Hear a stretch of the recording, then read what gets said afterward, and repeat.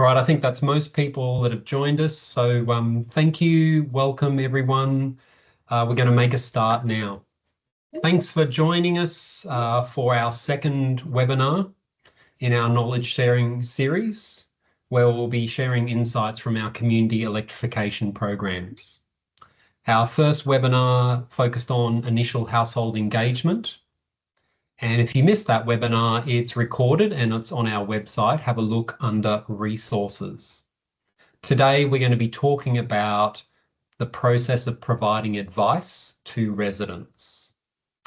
My name is David Dungable and I'm the Community Engagement Manager at ZapCat. I'm coming to you from the lands of the Wonnarua people in the Hunter Valley, New South Wales. If you would like to add to the chat where you're sitting today,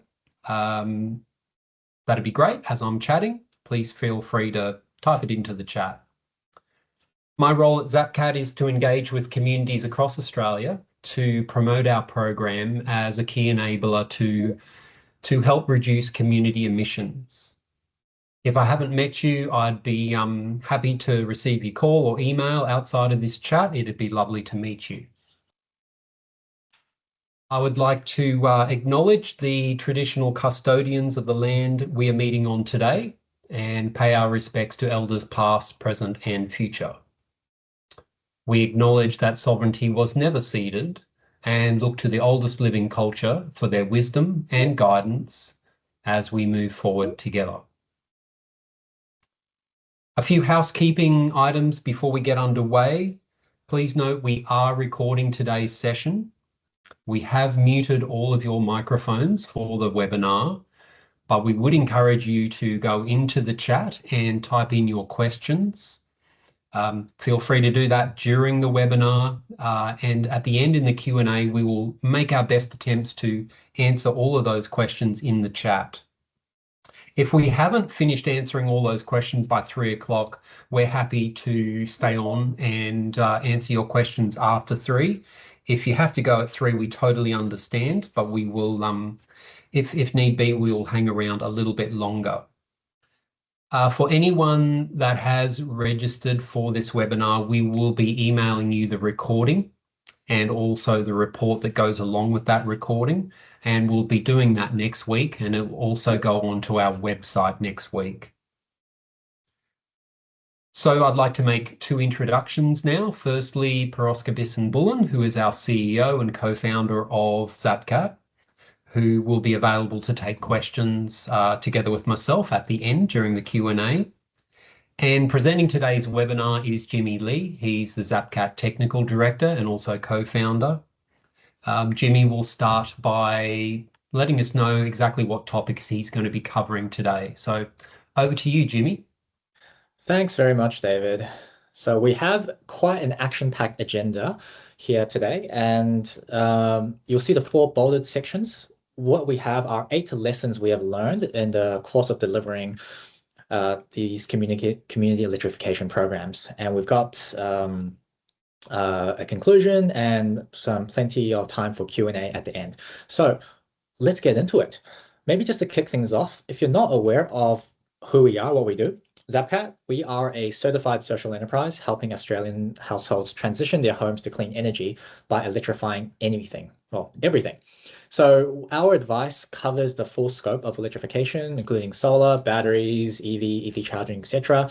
Everything related to getting off gas, including water heating, space heating, cooling, cooking, as well as general thermal envelope upgrades and energy efficiency. We cover homes, townhouses, apartments, social community housing, small and medium-sized businesses, basically everything that is present in a typical community. What we do is not just provide advice, but we have a full process that we take residents through, starting with taking a curious resident, engaging them, giving them an instant sense of cost savings rebates, connecting them with advisors that provide personalized recommendations through emails or consults, connecting them to vetted local installers, quote reviewing and hand-holding the residents through the process, all the way up to and including an installation. And crucially, all advice is free to the resident and fully independent. So today, what we're going to be covering is this part of the process, specifically providing personalized recommendations and all the hand-holding that takes place after that. So we won't deep dive too much into the local installers nor the quotes, but it's in the dotted line, in the dotted section here, because this entire section is covered by our advisors when they are hand-holding a resident. And so we're going to talk about the process overall. So many of you will be wondering right now, so what proportion of residents who get a recommendation end up getting an installation? So just to head off any future questions, I'm just going to give you the numbers right now. On average, we have a conversion rate between 11 to 25% after 12 months. And this really depends on the location of the program, the products. Some products have higher conversion rates than others. Some programs have higher conversion rates than others. So what that means is of the people who get a personalized recommendation, 11 to 25% of them will get an installation after 12 months. Great. Second part of our scope is we're mainly covering the products that actually have installations today. So we won't talk about energy efficiency improvements for renters and things. And we're mainly focusing on houses and townhouses. Although we do cover small and medium-sized businesses and apartments and strata, it's a bit too much to cover right now, so we'll leave those for a separate webinar. For the researchers out there who care about samples and sample sizes and where the data has come from, most of the data has been collected between the 1st of January and the 28th of May this year. And in total, we've had 1,182 cases managed by advisors in the data set. What that means is there have been 1,182 different upgrades that an advisor has helped a household with, and 212 of those in this data set resulted in an installation. We'll also have some extracts from some independent program evaluations conducted by councils. And don't worry, full report will be sent after the webinar. In the data set, just to kind of bring a lot of these lessons to life, we've also got quite a bit of feedback that we've collected from residents that we've also analyzed, and we'll be showing examples of to give you a bit of a qualitative flavor. As you can see, 95% of our feedback is, well, 92% is positive and only 5% is negative. And we're going to be referencing a lot of this feedback in the lessons to come. Limitations, the data mainly comes from, it exclusively comes from our programs in New South Wales, and the insights may not apply to other locations or program contexts.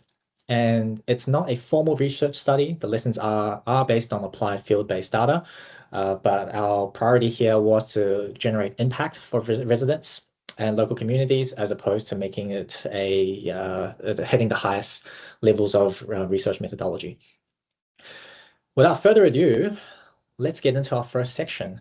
So we have a bunch of lessons for you guys, and the first two lessons are on the topic of advice. So providing advice is a core part of our programs, so that's a great place to start.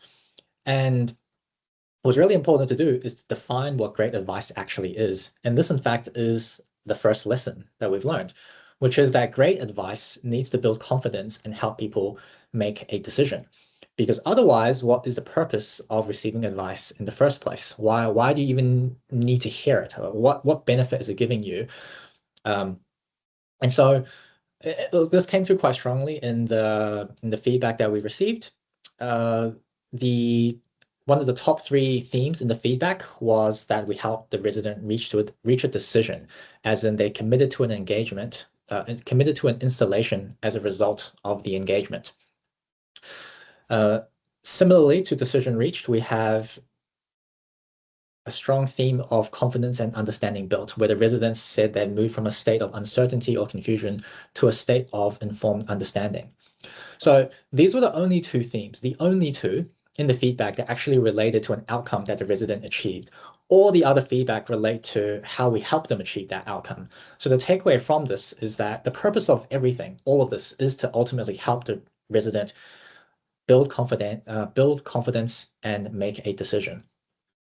And in fact, influencing key decision-making is a key program outcome. So we work with local councils to independently evaluate our programs. And you can see here that this is the result of two independent program evaluations. On the left, there was one survey that asked, did the ZapCat service influence your decision-making or action regarding home upgrades? And the answer was an overwhelming yes, 84%. The second program was a bit more worded a bit more strongly and asked, did the program have a strong impact on your decision-making or action? And the result was 69%. And this is really important to us and kind of confirms what we see in the qualitative feedback from customers, because there have been programs run in the past where the action would have been taken anyway, according to resident surveys. So it's important for us and for councils to confirm that we were actually influencing decision-making. And this is where advice actually adds value. Great. So now that we've defined great advice, let's go on to lesson 2, which is advice must be personalized, backed by human judgment, or it won't be trusted. So let's dive into that. Let's unpack what all of this means. So one strong theme that came through was the fact that advice needed to be personalized and it was tailored to the specific household. And what we mean by that is it's tailored to the property, which means there's specific, there's site-specific constraints, their roof, their climate, what appliances they have installed already, what the layout of their home. If it's not relevant to the specific household property, then it really wasn't too useful. The second part of personalization means it is personalized to their behavior, which means what appliances do they currently use, what's their current energy usage, how many people live at home, when, who's at home, all that sort of stuff that affects energy usage and what might be appropriate for a household. And the third aspect of personalization is around motivation and goals. What is the household or the resident trying to achieve with the upgrade? So this is not rocket science, what I'm kind of communicating right now. This is kind of obvious, but there's a lot of nuance to this, which I'd love to go through. The first part is it might be helpful to look at what isn't personalized advice. And so I'm about to share with you a piece of negative feedback that one of our advisors, me, received recently. And this advice, the feedback on the right, is said, it felt like a chatbot or scripted experience. I'm wondering whether they're using AI to answer it, as it felt disjointed and also explained away errors in a similar way to AI. So really, we do get negative feedback from residents. Maybe 5% of feedback we receive is negative. And usually it results from misunderstanding, miscommunication, or human error. In this specific example, I made an error with interpreting one of the pieces of information, and I was overly enthusiastic in explaining my mistake and apologizing. And because I was so enthusiastic, this person accused me of being a chatbot. And so it shows that there is a high bar for trust, and that residents are always wary of whether the advice is actually tailored to them, whether it's something generic or whether it's something that a human has done. The second quote is that no information, the advice we provided was nothing that isn't easily available via a web search. And together, both of these pieces of feedback, again, I emphasize this is very rare, but it's a really good example because when we get it wrong, the reaction is quite strong. Why is the reaction quite strong to generic or AI-generated advice? Our takeaway from this is that advisors are actually like doctors. So imagine if you went to a doctor and they said something like, I see that you have stomach pain. Australian households commonly suffer from stomach pain. It's important to alleviate pain. Otherwise, long-term health conditions can develop. There are various options available, including over-the-counter medication and surgery. I recommend you do your own research. So that is not helpful when you go to a doctor. That's not helpful because what you go to the doctor is not for more information that you can find yourself on WebMD or Google or ChatGPT.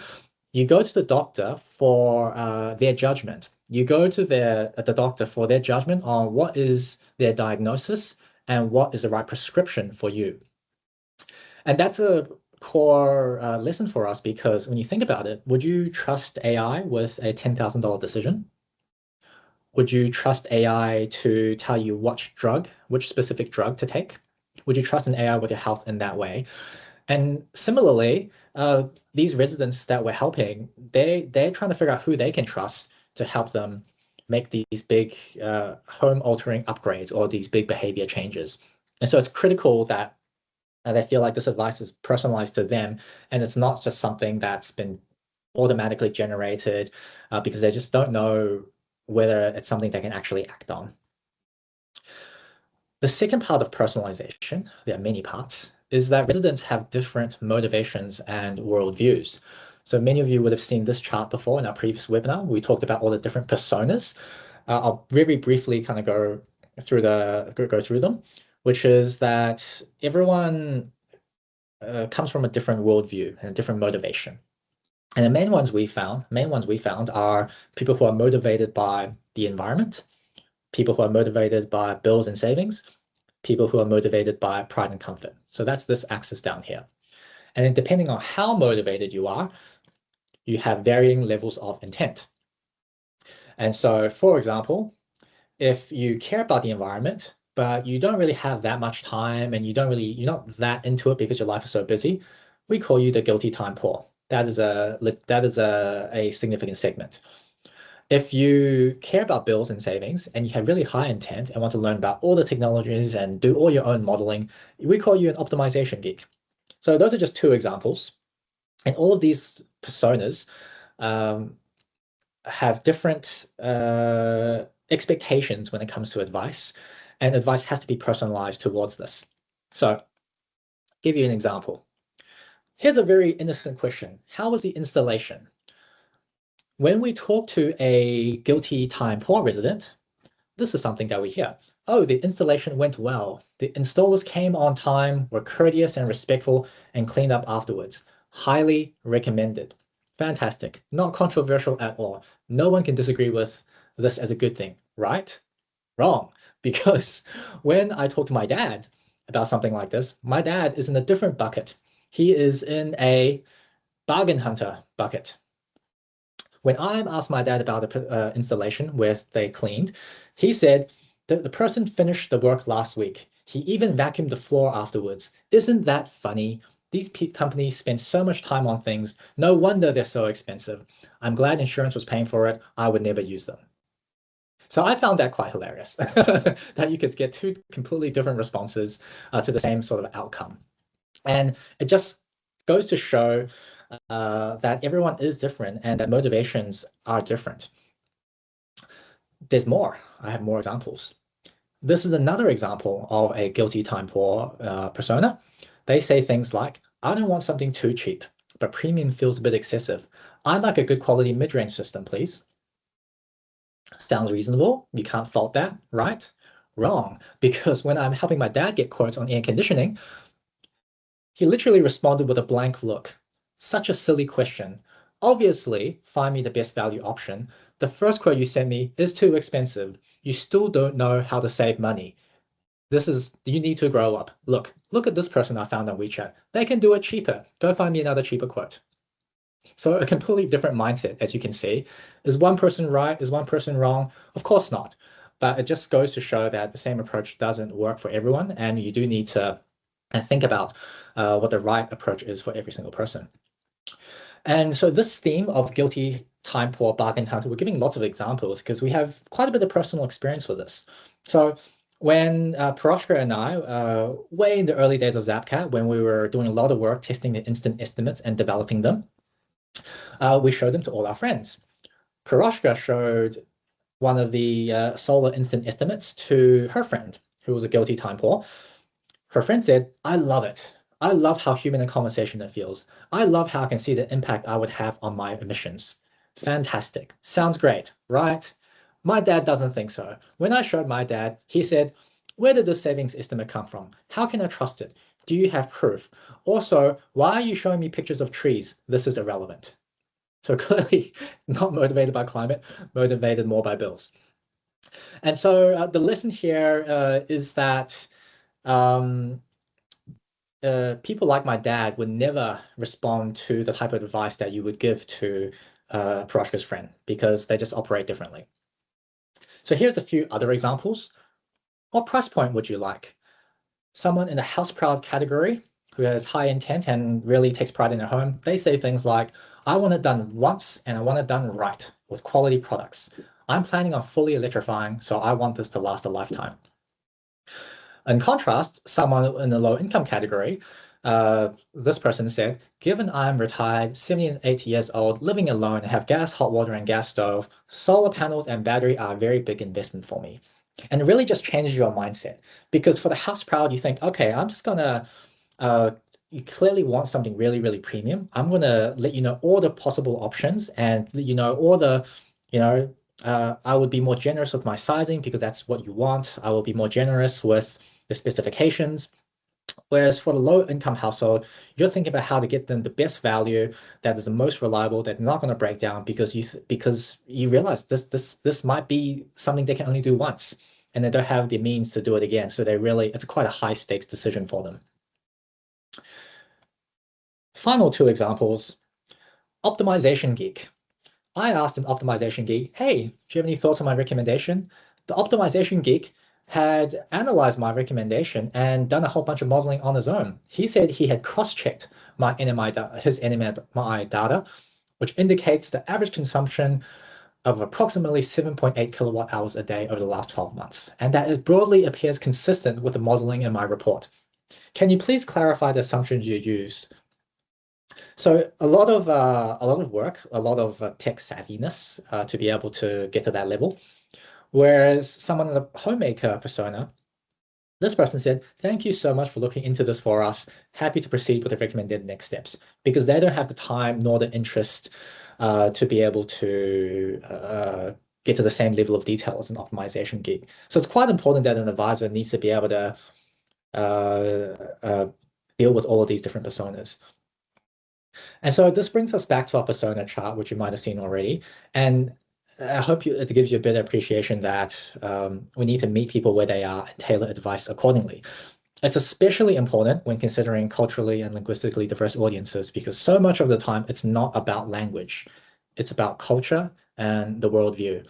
I've given an example of my dad in particular, who I find highly amusing, and I can imagine his voice in my head. But obviously, everyone is different, and we don't want to paint everyone in the same cultural group with the same brush.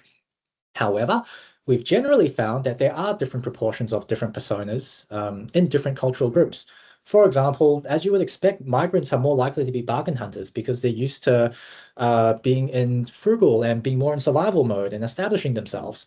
Whereas eco-nodes are more likely to come from a background in a first world developed country because that is something that is more commonly thought about in those environments.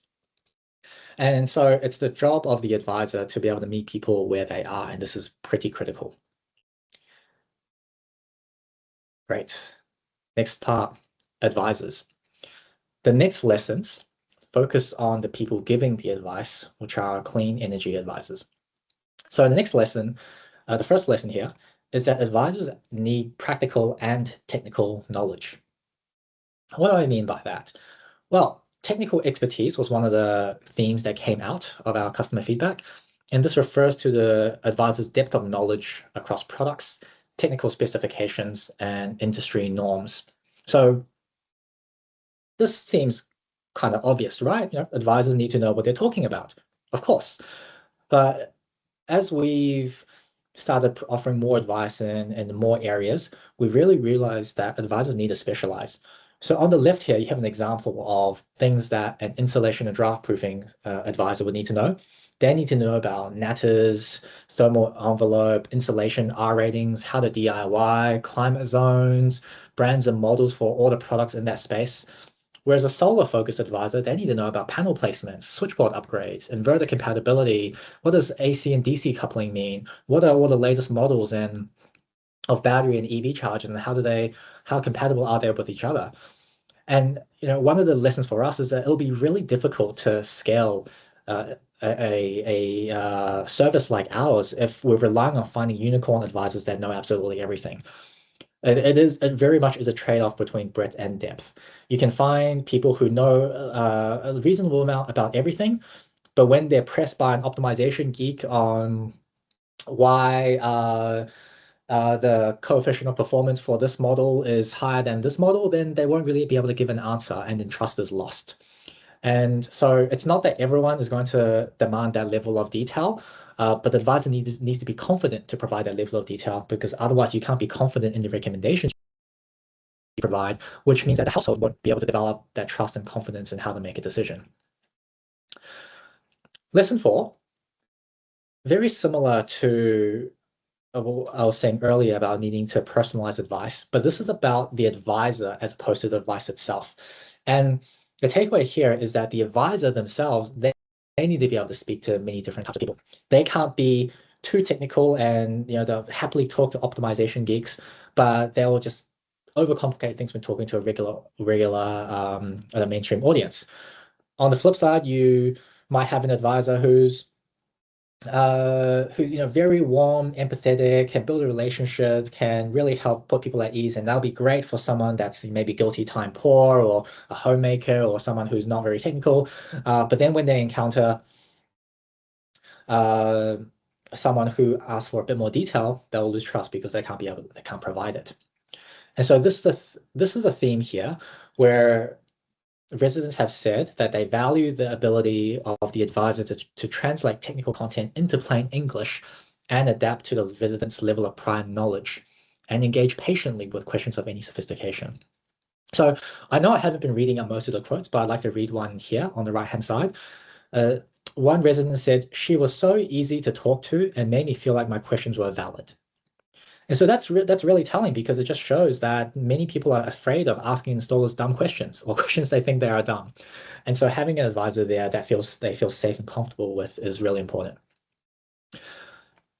People have different levels of confidence. So here's data from 137 virtual consultations. We asked every single person, hey, how technical do you want the conversation to be? And you'll see that the majority of people, 63%, say slightly technical. Please explain key concepts simply. Whereas maybe a third say very technical. I'm reasonably familiar with the topic. And only 4% say not technical at all. So it gives a good idea of the type of conversations that people expect to have. In addition to levels of confidence, you have levels of readiness. So in our instant estimates, one of the first questions in most of them, we ask them, what's your goal? Do you want to learn about the product? Do you want to see if it's worth it? Or do you want to find a provider and install? And you can see that there's such a range of people at different stages. For people who want reverse cycle air conditioning, which is this first one here, they're more likely to want to find a provider or want to install. Whereas for people investigating solar and battery, they're much more likely to want to see if it's worth it. And so you don't want to you don't want to offer to connect this person with a Reddit installer too quickly. But for this one, you don't want to spend too much time trying to help them understand the benefits of reverse cycle air conditioning, because they already know. They want to just get it installed. And so how do you deal with people at all these different levels of readiness? Here's more data. We're going to overload you with data today. And don't worry, all of this will be sent out in a report afterwards. So just stick with me as I talk through the main themes. This slide, we show that there are 31 touch points from instant estimate to installation. And what this table is basically trying to say is that on average, there's 31 interactions between ZapCat and the resident from the moment they get their first instant estimate all the way until they get an installation. And these touch points could be instant estimates, emails, video calls, phone calls, follow-ups. It's quite a lot of work, because you're meeting people where they are, and you're helping them move along the process. And people aren't ready to get there straight away. People need to move at their own speed. Great. Section 3, service offering. So the first lesson here, in terms of the service that is offered, a very deep lesson, which is that true independence is table stakes for trust. What do we mean by this? It means that there's an absence of commercial bias in the advice provided, including partiality between products, suppliers, and installers. I cannot count the amount of households I've spoken to who are very guarded at the start, not divulging much information, until I explained that we're completely independent, funded by, for example, the local council. and their demeanor completely changes, and suddenly they're telling me their life story because they trust that I won't try to sell them something they don't need. And this comes through in lots of different flavors. But at the end of the day, the problem it's solving is that there's an absence of trust in the industry, and many people just don't trust tradespeople, whether they question their motives or whether they don't think they have the technical ability to handle a conversation.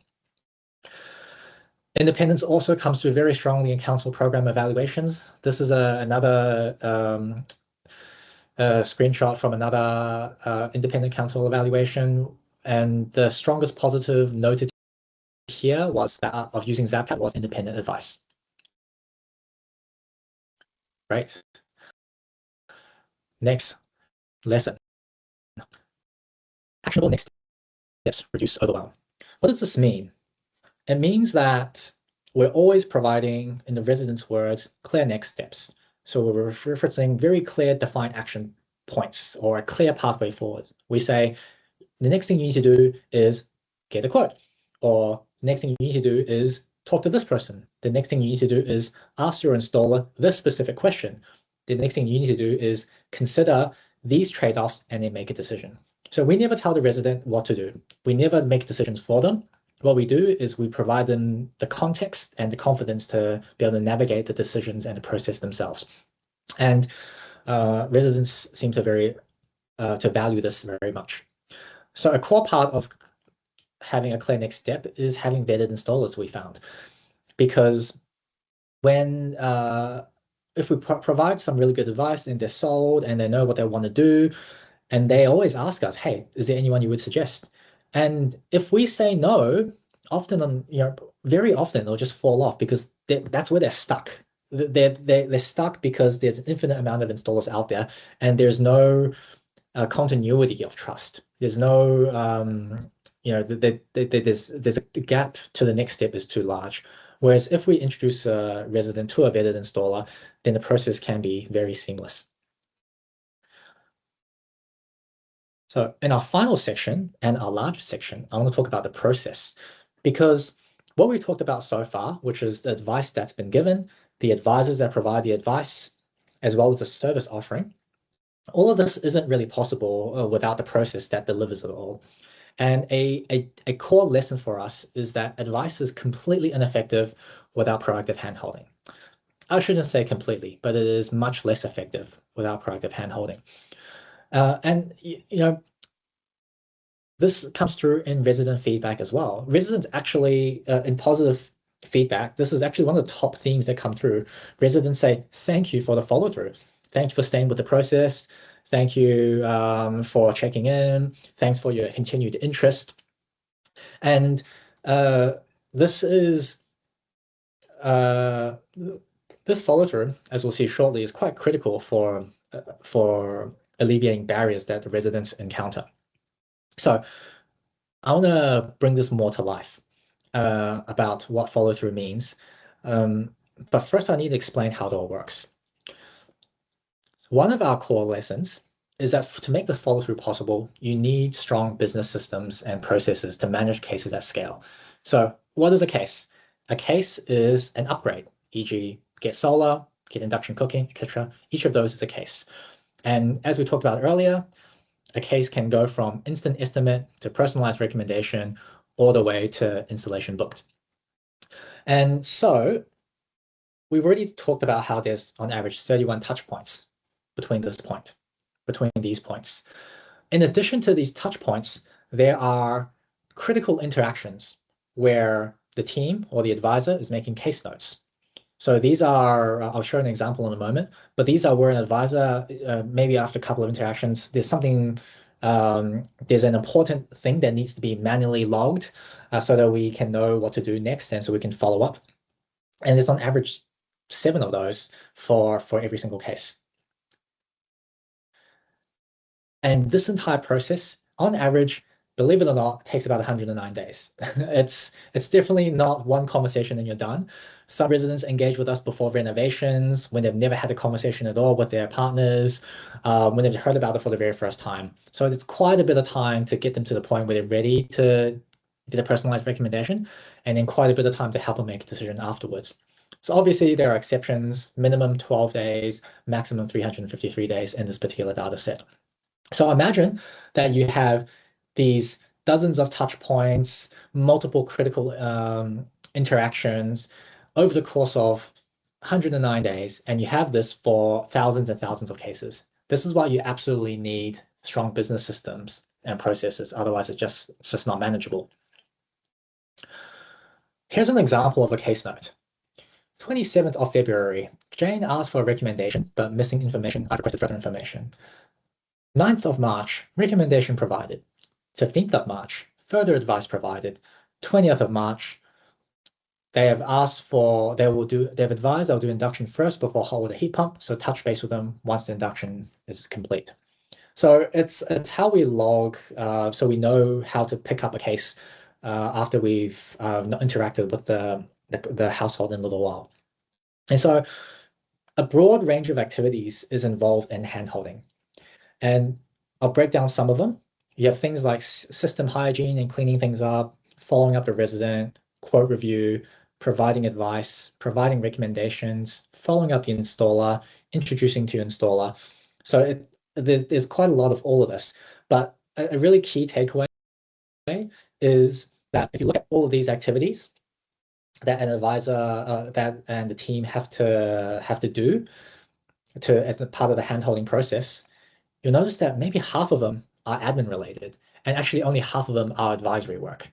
And if I take the doctor analogy further, doctors hate admin. They're highly trained professionals. They have a lot of experience. They want to be helping people. They want to be giving advice, sharing their knowledge, problem solving, diagnosing things. They don't want to be sending a bajillion emails saying, hey, have you looked at my recommendation? But what we know is that this actually is really critical, as we'll see on the next slide. So the reason we have this fairy here is, as part of our internal processes, we like to think of admin work as being done by an admin fairy. So we have admin support and admin support processes where ideally the advisor never even sees the things that they have to do that were done for them. And this frees up their on advisory work. So is all this admin and follow-up and all these case notes, is it really necessary? The answer is yes, because this chart shows, I'll explain it. What this chart shows is how many case notes we have that reference, where the case note has reference specific barriers by the household or the resident. And keep in mind, this data set is across 212 cases that have resulted in an installation. So in all of these cases where there has been an installation, you still have this huge number of where the client at some point has gone quiet or unresponsive. You have at some point the installer not contacting a client, or there was a technical or property constraint, or the installer was slowed or delayed after committing to something, or there's a concern around the quote or a price, or there was something related to strata or body corporate, or there was just client overwhelm and decision paralysis. And in fact, this bar here, client gone quiet, is actually overrepresented because if the client hasn't gone back to you, it's because of one of these other reasons. And so it's critical that we can identify these and we can help unblock. So this is the takeaway at the top here. The advisor acts as a buffer between the client and a barrier encountered in the process.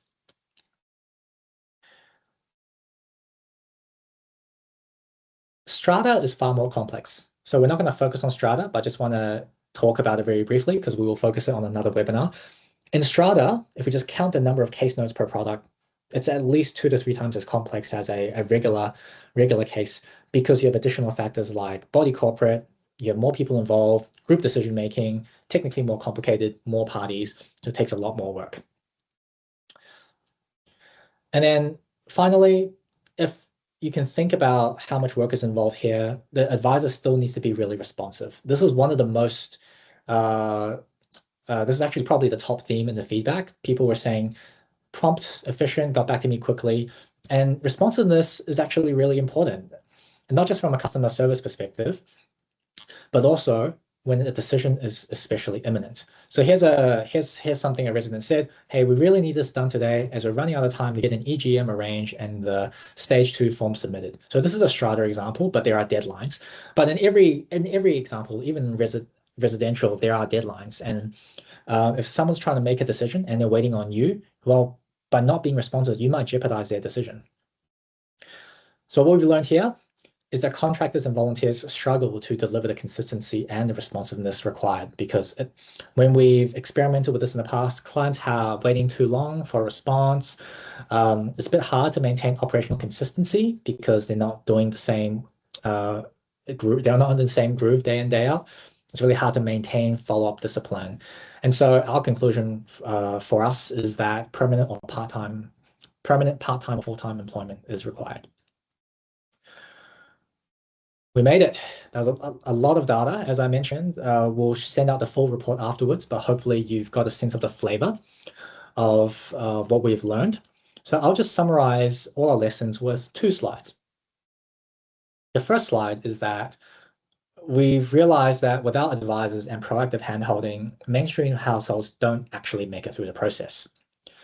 So everyone has access to information and tools. An instant estimate is a version of information and tools. Anyone can get a free quote. Anyone can find articles. That's all out there. That's not the problem. The problem is, how do you get from information and tools into something that you feel like is reliable and something that is relevant?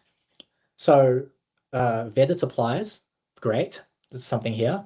Prices that you can count on, great. Savings, estimates, great. That's awesome. But even then, that's not enough, because when you get to that point, you're still not ready to make a decision yet. You still need a level of trust and confidence to make a $10,000 decision, or to change the kitchen that you cook in every day, or to get off gas when you've been on gas for the last 20 years. And to get that trust and confidence, you need independence and you need human judgment. And so we've realized through this process that the advisor plays a critical part in not just providing information and tools, but building that trust and confidence the whole way through, making sure nobody drops off as much as possible, and helping clients and households and residents reach a decision. And so I'll just finish by sharing a few pieces of feedback here. And we've realized, what I've noticed is that some people leave 3 lines, 3 words of feedback, thanks very much. Some people leave paragraphs and paragraphs. For the people who are the most grateful, who leave the longest feedback, there was a common theme, which was converting paralyzed intent into action. People who are interested in some products, but were stuck in sometimes for years. So I'll read out just one quote. We've been thinking about it for over a year, but I felt overwhelmed and uninformed. And so to help people like this, people in the mainstream, hope the lessons that we've learned is useful for everyone, and it helps you apply to your own initiatives and programs. We're done. Thanks very much. I'll hand it back to David. Thanks, Jimmy. Thanks, everyone, for your questions. We might kick off with a few of those, and for those that came late, we're just encouraging everyone to put their questions into the chat. So if you've got any questions, pop them in there now, and we will do our best to answer them in the time. So the first question, just going back in the chat, was, does ZapCat use categorizing questions prior to showing the user the instant quote? So I think you're referring to what we call the instant estimate. So you're saying, do you ask framing questions as part of that instant estimate prior to showing the result? Paroska, would you be able to? You're just on mute, Paroska. All right, there we go. Yes, I can take that question. So the instant estimates, which we covered in the last webinar, they're part of how we engage households in the program. And we do ask some questions within the instant estimates, for example, around goals and things like that, which in some cases do change how the results are shown. But what we have found is that it's very important to ask the minimum number of questions in those instant estimates in order to increase the number of people that do them. They're meant to be done in 2 minutes or less. So what we do is we try to come up with a set of questions and an output that works for most people. But then once they hit the advisor, once they go through that instant estimate and then talk to an advisor, the advisor is then really heavily customizing the human advice for the persona, for their specific circumstances, for their motivations and things like that, and what motivates them. So it is a delicate balance. We could have put more questions into the instant estimate to customize based on personas, for example, but we found if we added too many questions, then people just didn't go through the process. So our balance is a quick instant estimate with minimum questions and then really customized human advice after that. The next question here is by Claudia, and Claudia was asking a question, Jimmy, when you were comparing the different products and you were saying that generally with reverse cycle air conditioning, people are more likely just to want an introduction to an installer as opposed to something like solar, where people want to know whether it's worth it. And Claudia's question was, well, is this readiness true across all cohorts? So you were talking products, but can you make a comment on whether those product-related outcomes are also relevant to cohorts? Yeah, that's a great question. I'll maybe take the question in two parts. So just really quickly touching on the product side, newer products, people are more curious about what they are, want to learn about them, and they might not act on it for a very long time. Like hot water heat pumps is a great example because they're becoming a thing. People want to know about them, but in many cases, the payback in Sydney, at least in New South Wales, and in the regions, the payback's not good enough that you're going to rip out your current hot water system and replace it. And so you might take this recommendation, you might do nothing with it for 3 years until your hot water system fails, and then you think, oh yes, I'm going to do that now, right? And whereas there's other products that may be newer, other products that might be more established, like air conditioning. You just know what it is, so you're not really looking for advice. You just want to, you want it done right. You want to know which one to get, and you're not really trying to understand how it works. So just on the readiness versus cohort side, I think generally speaking, everyone kind of goes through these phases, right? I want to learn, I want to see if it's worth it, I want to install. But the different cohorts, the different personas might go through these phases differently. An optimization geek might race through them because they're devouring information and they're confident making these decisions, whereas someone who's less confident might need a lot of hand-holding and come to this decision over the period of weeks or months. So we don't have the data to kind of show that specific split, except that it does vary. Thanks, Jimmy. Next question, maybe Peroska, you could answer this one. The question from Elliot was, what is a mainstream household? Good question. Thank you, Elliot. We use the term mainstream household to refer to everyone who is not an eco-nerd or optimization geek, because we find that those two particular groups have often already gone ahead with installations. They are the early adopters. They're the people that already have solar and a battery. And so if we think of the adoption curve after your early adopters, you have the larger group, the mainstream group, and then you have your laggards at the end in a typical chart. So we're talking about the personas that make up the center of an adoption curve. And Jordan has asked a question around what costs apply to the program. So I think Jordan wants to know approximately like what do we charge for a 12-month program? Sure. In terms of how our program works, I see there's also a question, who pays our wages? Great question. So the way that we fund this program is we work with local councils or other organizations, different levels of government to fund the program for the community. So our most common arrangement is with a local council, and the local council pays for the program, and that allows us to be completely independent, so we don't receive any lead fees or commissions, or have to fund the program in other ways that would compromise our independence. So typically for a local council program, it really varies depending on the population of the council and how many households a council would hope to have in the program. But typically we're looking at between $20,000 and $40,000 a year for a program is a common range, but we've got some things that are smaller than that, and we've got other things that are bigger than that. And we're typically looking at hundreds of households receiving advice from advisors. So hundreds of households hitting the personalized recommendation step, and potentially, up to 1,000 households doing the instant estimate before that in some programs. So that gives you a rough idea, but feel free to reach out to David or myself if you wanted to discuss specifics for your particular community. But yeah, that's how we get paid. We work with local councils. It's a funded program, and that allows us to be completely independent. And so for the residents, it's free. So a resident doesn't need to pay anything to be part of the program. It's funded by their local council.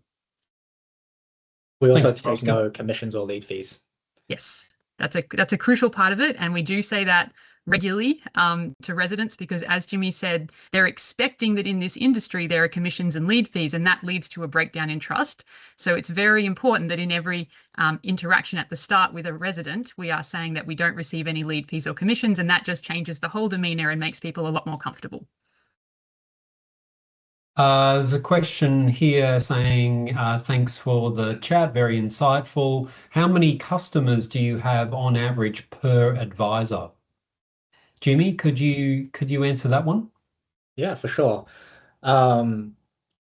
Customers, it's if you think about how long many of these decisions take, you're not talking to all of these people all the time throughout this process. You might give them a piece of advice. They say, thank you very much. I'm going to Europe now and I'll be back in a month. So yeah, I'll check in with you, check in with me in a month, right? I think generally speaking, when people move at different speeds, but once they start getting to the decision-making phase, the level of engagement increases. So I would say that in a given week, an advisor might interact with, say, a few dozen households who have gotten to that point, who are actively engaging and who are receiving advice and starting to make decisions. But it's not like I mentioned, but there might be quite a lot more in the background that require no action at that time. So we rely a lot on our business processes and systems. So we always know and remember who we're talking to every time we talk to someone. We store all the recommendations we provided in the past. We have all the household details and information is easily accessible. So it's no different from visiting your GP and then they have their case notes, except we just spend more time than a typical doctor consultation, and it's a little bit slower paced. Next question here I saw just popped up. Jimmy, maybe you could answer this one. Can you describe what recruitment and or recruiting/training program we have for the clean energy advisors? No problem. So the core requisite is that you actually have relevant practical industry experience, because we've discovered that there is a large difference between a really well-educated and informed consumer versus someone who's been in the industry, because they consume totally different data sources. A really well-educated consumer is reading all the articles on your home, solar quotes, renew, all the things that come out. And people who have been in industry, they see all the things that go wrong in installations. They see all the price changes. They see the interactions between all the models that are coming out with what's currently there. They see the difference between the practical realities with the official guidance or recommendations. And so that disconnect we find is actually really important to help bridge, because we want our advice to be practical and actionable. So the first prerequisite is you have industry and you've been in industry. You're really kind of in the weeds there. And then what we do then is we help them shine, right? So if you imagine hiring a doctor, you're not going to put them through medical school, because that's going to take a long time and you can't do that quickly. But if you take on a doctor, you might show them, you might help them develop, you might arm them with the right tools, you might help them onboard onto the right processes that streamline their work. You might help them, we have a peer review system sometimes where we kind of look at each other's advice and we kind of, what's the right phrase for this? There's professional development together.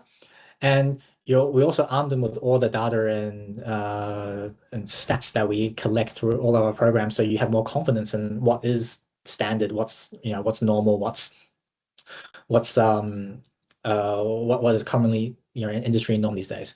So to answer your question shortly, we rely on recruiting skilled, experienced, excellent advisors, and we help them shine. And all the training and advice we give them is focused more on how to take their advice to the next level based on the support that we can provide them, as opposed to teaching them the basics of how solar or thermal envelopes work.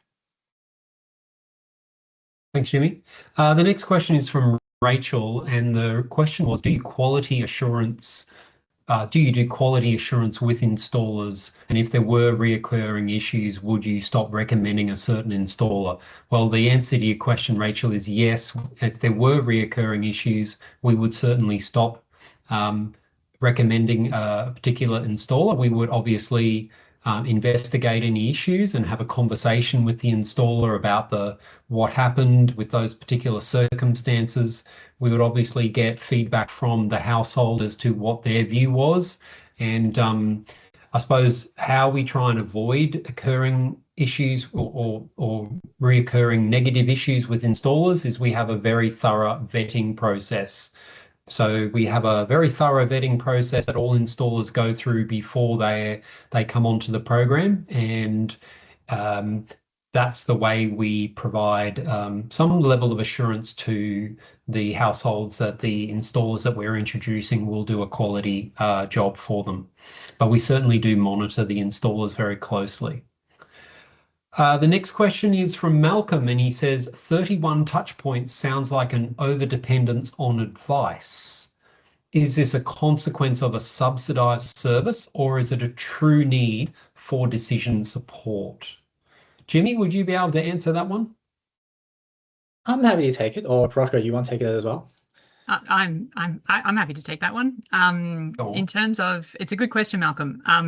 So I think it's important to note that quite a number of those 31 touch points are automated or relatively light touch. So it's not that the advisor calls up the household 31 times and they have 31 conversations. Definitely not. So for example, when they do an instant estimate, which is something they do online, that's a touch point. When they receive their recommendation via email from an advisor, that's a touch point. When Admin Fairy comes along and just pings the installer to say, hey, did you send the quote? That's a touch point. So we use our business systems and processes to make those touch points in that process as efficient as possible. So as Jimmy said, it's 31 touch points, but a lot of those touch points are either automated or semi-automated, and then there's sort of 6 or 7 absolutely critical points where a human advisor really needs to be involved in a deep conversation or an interaction over email. But it does really vary. So for some people, some people have gone through in a really short period of time with a really tiny number of touch points, and other people, particularly in strata, as Jimmy said, can be a much larger or longer process with more touch points.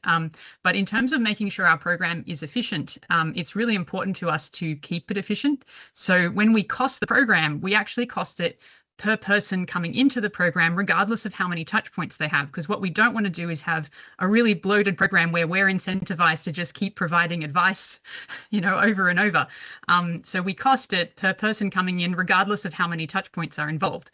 And we have a key metric, which is the installations as an outcome. So we're incentivized to do as much as we can to help the household along to get those installations, but not to do it in a way that's inefficient, to do it where it's actually really crucially important.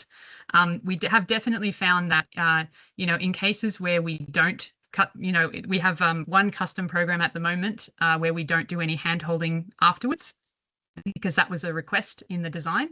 And it does make it very hard for households if there's no hand-holding, because they end up kind of getting one piece of advice and then having no follow-through. So we do feel that they're important, but we also recognize the need to make that process as efficient as possible and scalable.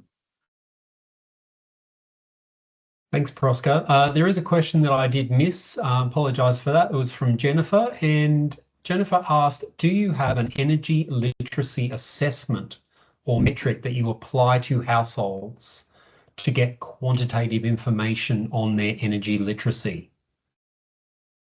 Who'd like to answer that one? Jimmy, would you like to answer that one? Sure, I'll take a stab. The short answer is no, because I think there's a stat somewhere that the average household spends 30 seconds a year thinking about energy, and it's not a topic that they are deeply engaged in, despite the fact, despite the high impact it has on your bills. What households come to us for generally is because they're interested in a specific product like solar or EV charging or whatnot. And so if what we're trying to do is to reduce barriers and then help people take action, we have to start with the topics that they're interested in, which is not their kind of energy literacy, because that's not the frame of mind they're in when they come to us. If they're thinking, oh, I'm thinking about solar, is it worth it? All the questions in the estimate have to be helping them achieve that goal. If we have a comprehensive assessment in there to ask about energy literacy, then they drop off a bit earlier. And so it's not useful, it's not productive in the engagement stage. During the actual advice providing stage, we do try to customize it a bit based on their energy literacy, but this is reactive in response to the sort of questions they're asking, and this makes it a lot more personalized as well. So we don't have it's not a systematized thing in our process where we're assessing everyone's energy literacy, but it's more a thing that changes how we interact with each household based on the advisor's judgment. Thanks, Jimmy. We've already gone 4 minutes over, so if people have to go to other meetings, totally appreciate that. Thank you, everyone, for your attendance. We're happy to just stay on the line and just answer a few more questions. So if you have to go, thank you. And we thank you for your interest in our program. And if you'd like to stay around and ask another question, I'm still looking at the chat. So, so pop your question in there. There was one other question I saw here, which was, are the advisors paid? Prosca, would you like to answer that question? Yes, I can take that one. Absolutely, they are paid. As I said, we work with local councils and the program is funded in order to be able to provide independent advice. As Jimmy mentioned, we've discovered that it's absolutely essential that that advice is paid by is provided by professionals. So we need to be able to employ people who are really skilled in this area. They need to be specialized. So we need to get specialists in solar and a separate specialist in thermal comfort and things like that. And also we've discovered that if we use contractors, or in the very early days we had some volunteers, it's just there's not enough consistency in the advice and in the process and in the follow-up. It's actually a really intense job being one of our advisors. There was a question earlier about how many different cases would an advisor have at one time. So as Jimmy said, they might handle a handful in a week, but they'd have more than 100 open at any one time at different points of follow-up. And so you've got to be very responsive. You've got to be on the ball. You have to be up to date with your technical skills. You have virtual consultations during the day. Then like a doctor, you've got to do your notes and your follow-up and all of that.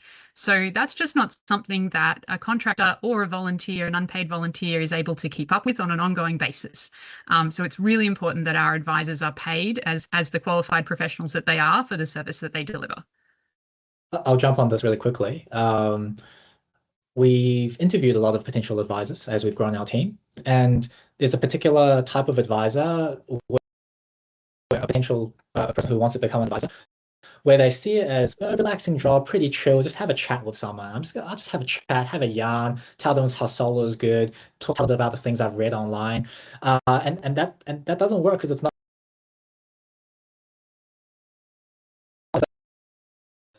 on your ball, as Paroshka said. And also, if you're a volunteer, it's really difficult for us to say, hey, why have you not gotten back to this person in 2 days? Like, we can't have that conversation because, as a volunteer, they're volunteering their time. So the expectations are also much clearer in an employment relationship. Anyone else online have any final questions? Here's another one. Thank you.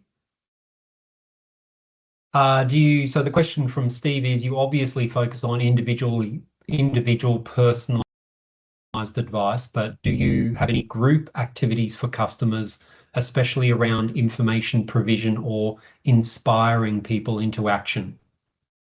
I can take that one. Thank you, Steve, for the question. That's a really good question. I do go into this in more detail in our first webinar, which you can find available on our website. But what we have discovered is that at the beginning, we did a lot of events, in-person events. So we would have our ZapCat stall and, we would go and talk to people and we would, try and inspire people to take action and be there in person. And what we discovered was that when we do in-person events, the main attendees are eco-nerds and optimization geeks. And as I said earlier, those are the early adopters who have already implemented quite a lot of actions. I myself am actually guilty time poor. So one of the reasons we started ZapCat is because I struggled to do it with my own house. And even though my local council was running events on this, I never went to any of them because they were always at bedtime, for kids, and I never got there and I just never got around to it and I wasn't going to go. So we've discovered that if we want to target the mainstream audiences, which are not the eco-nerds and optimization geeks, everybody else, the better way to do that is individually, because you've got to work around their schedule. You've got to be able to do it at a time that's convenient for them. Some people just like to do it over email. Some people like to do a video call, but they generally won't come to events. Now, that's not to say that events are not important. We find that events are really important if we want to engage those early adopters for a particular reason. And we also find it really important to go to events to network with partners and other people in the space. So there's still a good reason to do events, but it's not our focus. We do occasionally participate in events, but we don't run them ourselves because we find that individual one-on-one and self-paced advice is the best for your average person. Thanks, Prosca. Are there any more questions? There are no more in the chat. I do apologise if I've missed anyone's question. I think I've got them all covered, but if there are any more questions, pop them in the chat. Otherwise, we'll sign off for the day, and thank you for your attendance.